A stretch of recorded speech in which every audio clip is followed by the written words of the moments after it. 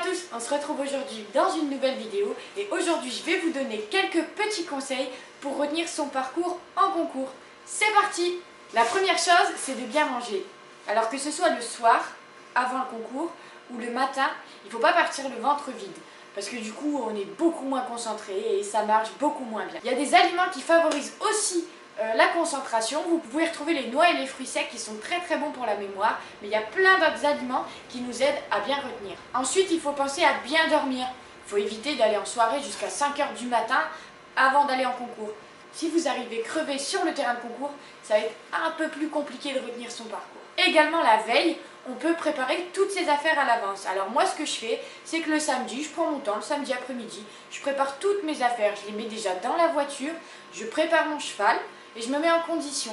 Et du coup, le dimanche quand j'arrive, je sais que j'ai rien oublié, enfin normalement, et que tout est prêt et je me stresse pas parce que j'ai oublié quelque chose. Parce que si vous arrivez 10 minutes avant aux écuries et que vous pensez à tout et que vous oubliez quelque chose, c'est la panique, vous courez partout, et bien votre cerveau il va plus penser à ce que vous avez oublié qu'à retenir son parcours et à rester concentré.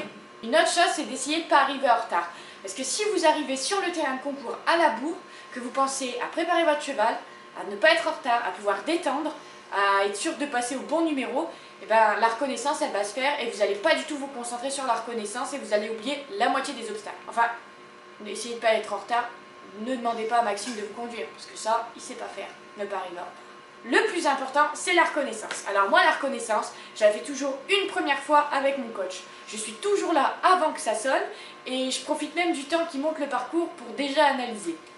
Alors je commence ma reconnaissance en premier avec mon coach. J'essaye de retenir le maximum d'informations qu'il peut me donner sur mon attitude, sur ce que je dois faire attention, et puis j'analyse un peu tout. Et une fois que j'ai fait le tour entier avec mon coach, j'essaye de prendre tout le temps qu'il nous laisse, à peu près souvent 5-10 minutes selon les concours. J'essaye d'optimiser ce temps à fond. Du coup, je fais 5 minutes avec mon coach et souvent je fais 2-3 minutes toute seule, où je refais mon parcours toute seule. Et après, je sors de la carrière. Alors, une fois que je suis sortie de la carrière, je fais énormément de visualisation. Alors, je pense que ça dépend des personnes, mais moi, ça m'aide énormément à retenir.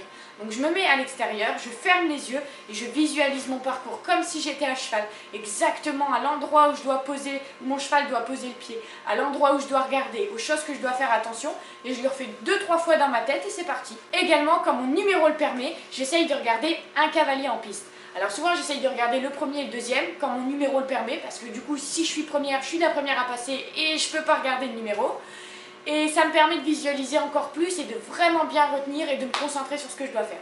Également, pour retenir mon parcours, je me fie à la couleur des obstacles. Alors je sais pas si on est beaucoup à faire ça, mais dans ma reconnaissance, je donne un petit nom à tous mes obstacles. Ça veut dire que s'il y a 11 obstacles, je leur donne aux 11 un petit nom pour les retenir. Alors par exemple, s'il y en a un... alors soit selon le nom des sponsors, des fois en dessous il y a une bâche. Si c'est par exemple Décathlon, je vais retenir l'obstacle Décathlon, faire attention parce que il faut que je fasse telle et telle chose. Par exemple, si c'est un obstacle bleu avec des palanques qui font des vagues, et ben je vais dire attention à l'obstacle de la mer. Alors je sais pas si vous faites tout ça, mais moi ça marche à chaque fois.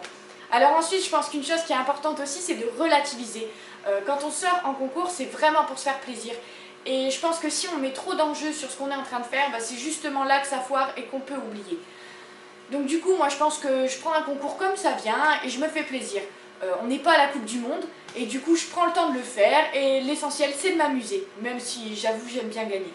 Et une dernière chose, c'est aussi se faire confiance, parce que moi je sais que quand je fais les choses dans l'ordre, quand je garde ma routine bien en place, je sais que je sais mon parcours, même si parfois mon esprit, avec le stress, a tendance à se dire j'ai tout oublié, au secours, 5 secondes avant de rentrer sur la piste. Mais en vrai, une fois que je suis à cheval, je prends le galop et je sais tout par cœur. Donc en fait, je pense qu'il faut vraiment se faire confiance et puis laisser couler, ça se passera bien. Et ne pas oublier que ça arrive à tout le monde. J'ai d'ailleurs une petite pensée pour mon coach Maxime qu'on a encouragé l'hiver dernier et qui est passé du numéro 6 au numéro 10 et qui s'est fait éliminer sans s'en rendre compte et il ne comprenait pas pourquoi. Mais ça arrive même aux plus grands. Donc j'espère que ces petites astuces vont vous aider à peut-être moins stresser et à vous préparer à la nouvelle saison de concours qui arrive. Si vous avez, vous, des astuces qui permettent de mieux retenir votre parcours, n'hésitez pas à me les partager en commentaire parce que ça peut toujours servir. J'espère que cette vidéo vous a plu, on se retrouve très bientôt. N'oubliez pas de vous abonner et de liker la vidéo pour avoir encore plus de bons plans. Pas de bon plan, Jean-Chiane. Mais pas de bon plan, c'est pas un bon plan. N'hésitez pas à liker si cette vidéo vous a plu. À bientôt.